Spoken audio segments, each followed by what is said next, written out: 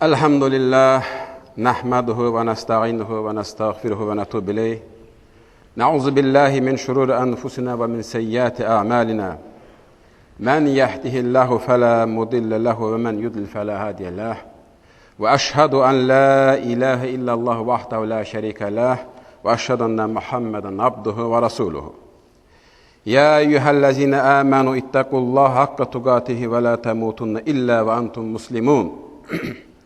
يا أيها الناس اتقوا ربكم الذي خلقكم من نفس واحدة وخلق منها زوجها وبث منهما رجالا كثيرا ونساء واتقوا الله الذي تساءلون به والأرحام إن الله كان عليكم رقيبا يا أيها الذين آمنوا اتقوا الله وقولوا قولا سديدا يصلح لكم أعمالكم ويغفر لكم ذنوبكم ومن يطيع الله ورسوله فقد فاز فوزا عظيما إن أصدق الحديث كتاب الله وأحسن هدي محمد صلى الله عليه وسلم وشر الأمور محدثاتها وكل محدثة بدعة وكل بدعة ضلالة وكل ضلالة في النار أما بعد فيا عباد الله أوصيكم بالتقوى والطاعة إن الله مع الذين اتقوا والذين هم محسنون. Değerli müminler, əziz qardaşlar, məlum olduğu kimi insan həm günah işləməyə, həm də savab işləmə qabiliyyəti olaraq yaradılmışdır. İdeal olan müsəlman bütün həyatı boyu heç bir günah işləməyərək yaşamasıdır. Təəssüflər olsun ki, hamımız bunu bacara bilmirik. Həyatımızda çox vaxtı xeyirli işlər gördüyümüz kimi, bəzən bizi günaha aparan işlərimiz də olur. Bunun üçündür ki, Allah Teala bizə tövbə qapısını, istiğfarı və həm də iki bayramı və iki əməli, biri zamanı olaraq, biri də məkanı olaraq, Ramazanı və bir də həc mövsümünü. Və bu iki ibadətin sonunda da bizə böyük müjdələr verir. Ramazan orucunu tutanlar üçün Allah Teala buyurur, kim Allaha iman edərək oruç tutarsa,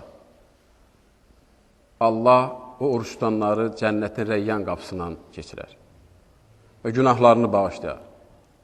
Eləcə də həcc ziyarətinə gedənləri yerinə yetirənlər, ibadətini yerinə yetirənlər üçün Peyğəmbərimiz Əbu Hüreyrədən rəvayət olunan hədis-i şərifdə də buyurur ki, Mən həccə lillahi fələm yərfus və ləm yəfsuq rəcəqə kəyəvmin vələdət hummuhu. Hacca gedər də günah işi etməz, çirkin söz söyləməz, anasından doğulmuş kimi qaydar. Yəni günahlardan təmiz olmuş kimi qaydar.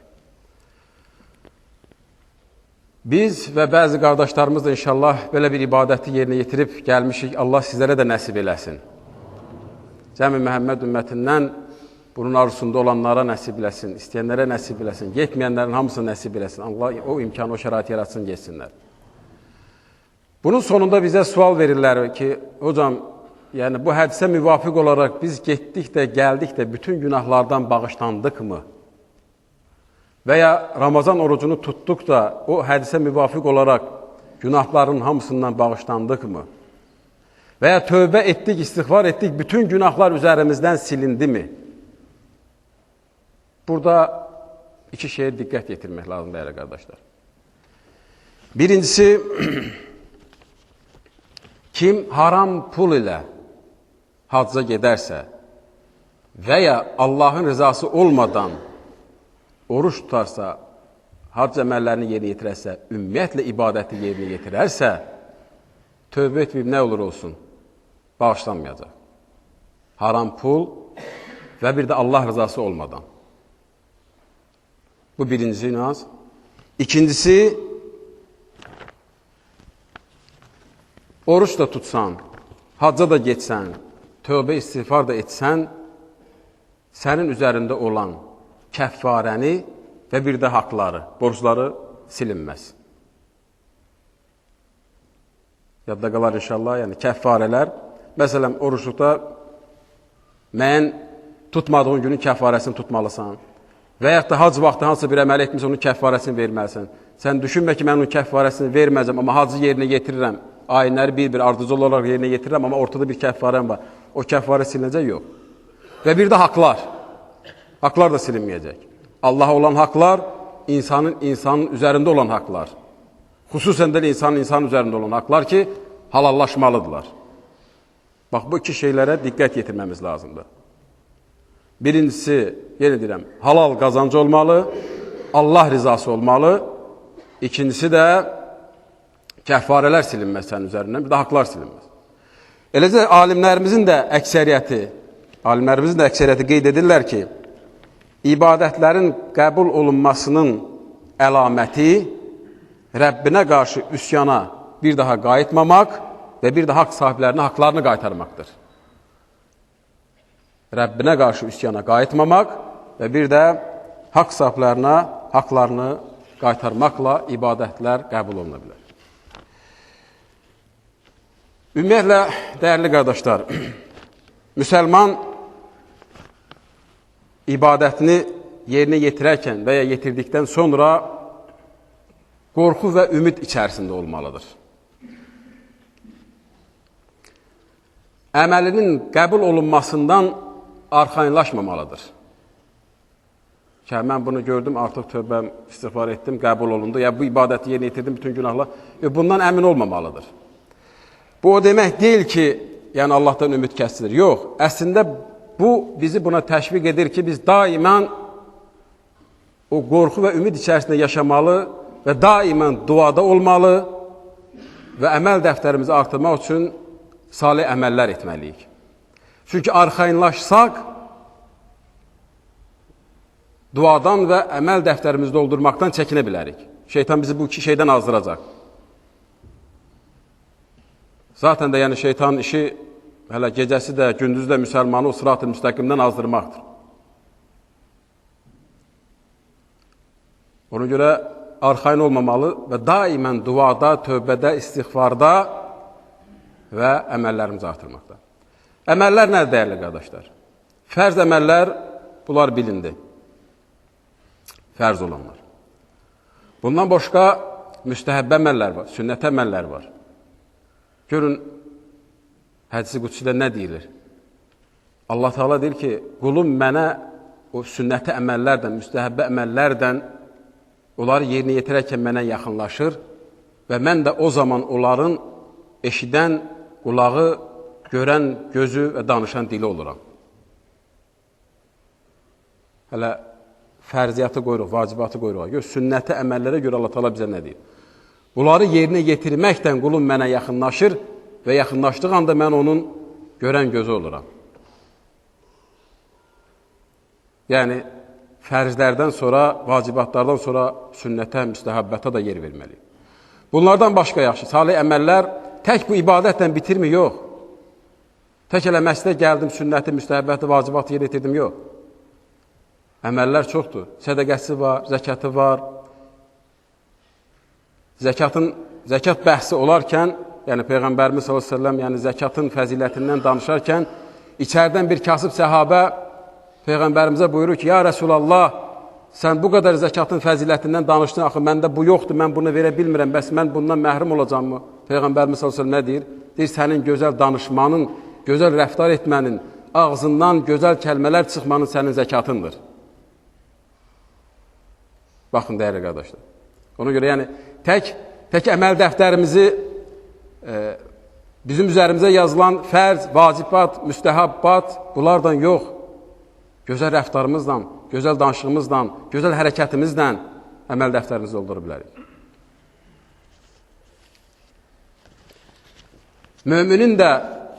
Bir mümini də Allah Teala Quran-ı Kərimdə vəsf edərkən müminin surəsində buyurur, yəni mümin necə olmalıdır? Vəsf edərkən Allah Teala buyurur, Estağfirullah. وَالَّذِينَ يُؤْتُونَ مَا أَتَوْا وَقُلُوبُهُمْ وَجِلَةٌ أَنَّهُمْ إِلَى رَبِّهِمْ رَاجِعُونَ أُولَٰئِكَ يُسَارِعُونَ فِي الْخَيْرَاتِ وَهُمْ لَهَا سَابِقُونَ.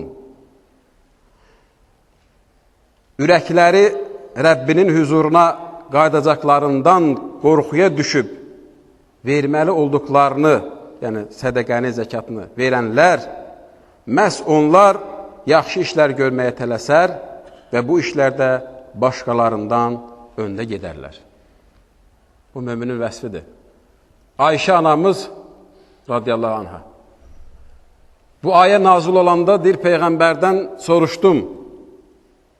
Yəni, buranı oxuyur və soruşur ki, ya Rasulallah, وَالَّذِينَ يُؤْتُونَ مَا أَتَوَّ قُلُوبُهُمْ وَجِلَةٌ. Yəni, Rəbbinin huzuruna qaydacağından qorxanlar, onlar o xəta edən, üsyan edən, içki içənlərdirmi? Rəsulallah cavabında buyurdu ki, xeyr, ya Siddiqin qızı. Onlar məhz oruç tutan, namaz qılan, zəkat verən, sədəqə verənlərdir. Onlar özlərindən qəbul edilməsindən qorxarlar və daimən salih işlər görərlər. Yəni, insan, mömin olan bir kəs, ayrı da göründüyü kimi, bir şeydən arxayınlaşmamalı ki, mən hac ibadətini yerinə yetirdim, günahlarım hamısı bağışlandı, silindi, getdi, yox. Bir qorxu, bir ümid içərisində yaşamalısan ki, İnşallah ki, silinib də, amma arxayın olma ki, yəni silinibdir, ibadətlər əldən, əməllər əldən bıraxma. İbn-i Qayyum, rahimallah, deyir ki,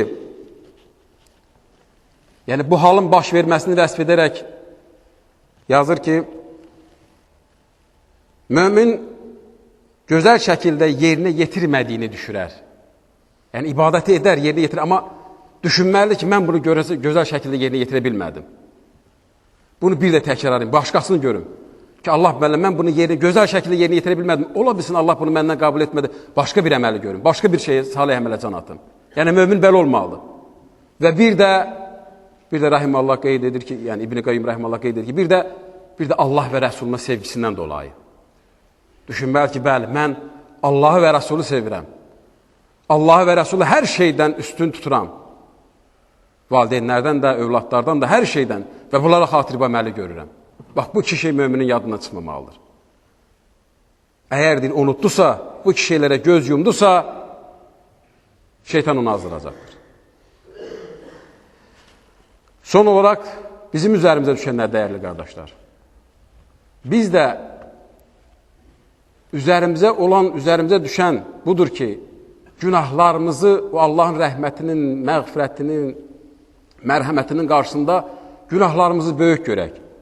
Kiçik görməyək, dəyərli qardaşlar. Kiçik görsək, yenə şeytan bizi azdıracaq. Böyük görək, günahlarımızı böyük görək, yox, bu günah böyükdür, məni getdiyim ibadətimdən xali qoyar. O əziyyətdən oruç tutdum, o əziyyətdən hacca getdim, bu qədər mal sərflədim. Bir kiçik günah da bundan bu heç nə olmaz. Belə düşünsək, məhv olar o. O günahlarımız kiçik də olsa belə onu böyük görmək. Böyük görsək, çəkinə biləcəyik. Bir, bunu yaddan çıxartmamaq. İkincisi də Allah Taala haqqında hüsn-ü zəndə olmalıyıq. İnşallah Allah Taala bağışlayandır. Allah rəhmədəndir. Allah verəndir ki, mənə Quranda deyir ki, sən məndən istə. Verən Allahdır ki, Allah Taala bizə deyir ki, bizdən məndən istə. Nə buyurur? Estağfirullah. Ud'uni estecib lakum. Mənə dua edin, mən sizə cavab verəcəm. Hüsn-ü zəndə olmalıyıq.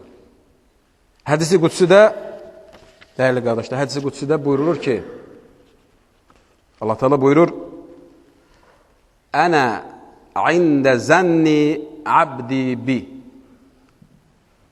Mən qulumun haqqımdakı zənnindəyəm. Allah Taala buyurur, mən qulumun mənim haqqımdakı zənnindəyəm.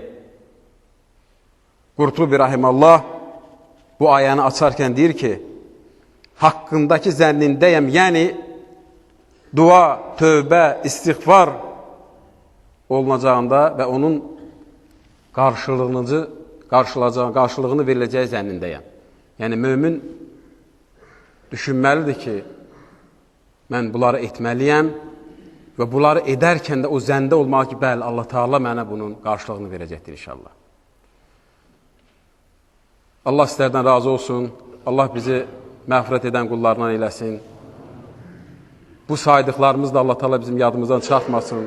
Çünki biz hər zaman, hər dəndə düşünməliyik ki, biz Quran-ı Kərimdə də buyurulur ki, Məstəğfirullah, xulqal insana daifən, yəni insan yaradılış baxımından zəif olan bir məxluqdur. Təfsir alimləri qeyd edirlər, yəni insan daimən öyüd, nəsiyyət, kəramətə möhtac olan bir varlığıq. Ona görə də biz arxayınlaşmamalıyıq, qardaşlar. Hər hansı bir ibadəti yerinə yetirəndə və yetirdikdən sonra da arxayınlaşmamalıyıq ki, bunu etdim, bundan bütün günahlarım silindi, getdi. İnşallah ki silinər, inşallah ki silinir, Allah Teala da siləcəkdir. Amma o arxayınlaşmağımız şeytan bizi yoldan azdıra bilər, qardaşlar.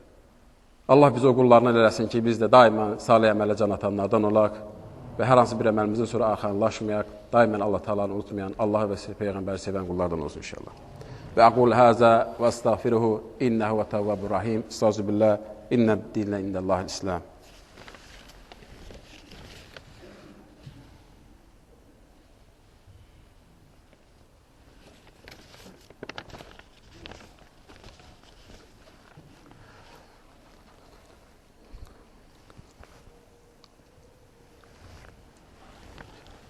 Elhamdülillah, hamdən kamilinə və salatu və salamu ala seyyidina Muhammedin və sahibə azmain. Təazimən liləbih və təkrimən lisəhbi və qal azə və cəllə min qaylə müxbirən və əmrə innə Allah və mələikət yüsəllun alən nəbi. Yə eyyuhəl-ləzina əmənu sallu aleyhi və səllim təslimə. Allahümmə salli ala seyyidina Muhammedin və ala ali Muhammed kəmə salleytə ala İbrahim və ala ali İbrahim innəkə hamidun məcid. Allahümmə bərəkdə alə Muhammedin və ala ali Muhammed kəmə bərəkdə alə İbrahim və ala ali İbrahim innəkə hamidun məcid. Allahümmə vardini xulafə raşidin, Seyyidil Əbu Bəkir, Seyyidil Ömər, Seyyidil Osman, Seyyidil Ali və bəqiyyətil həşərətəl mübaşşərə zül-sidqi vəl-vəfəyi və cəmil mühacirin vəl-ənsar və mən ittibahum lə yevmil cəzə və cəmil müminə vəl-müminət vəl-müslinə vəl-müslimət ələhyəhum minhum vəl-ənvad. Dəyərli qardaşlar, bir qardaşımız var, ağır xəstədir, yəni koma vəziyyətindədir. Ona dua edək inşallah. Bir bacımız da var, o da ağır vəziyyətdədir, ona qan lazımdır, müsbət bir qan lazımdır. İnşallah ki, dua edək ki, Allah Teala bunlara şəfa versin. Allahümmə işfi, əntə şəfi və lə şifə illə şifəqə, əş-şifəqə lə yuqadir istiqamə ya Rabbil aləmin. Allahım, sən cəmi Məhəmməd ümmətindən xəstə olanlara şəfa ver, dəhtdə olanlara dəva ver ya Rabbil aləmin. Əuzu billahi minəşşeytanirracim, bismillahirrahmanirrahim. İnna Allah ya'muru bil adli vel ihsani ve ita'i zil qurba ve yenha anil fahşai vel munkari vel bag'i ya'uzukum la'allakum tezekkarun ve aqimus salah innes salate tenha anil fahşai vel munkar. Dəyərli qardaşlar, dəyərli möminlər, Uca Allah bizi daimən yaxşı işlər görməyi, əməli salih işlər etməyi əmr edir. Başda valideynlərimiz olmaqla bütün qohum-əqrabayla ünsiyyəti gözəl olmasını əmr edir. Bütün bunlara da biz ibadətimizlə nail ola bilərik. İbadətlərimizin də başında namaz durur. Namaza qalxağın ki, namaz bizi bütün pislik və çirkinliklərdən çəkindirir.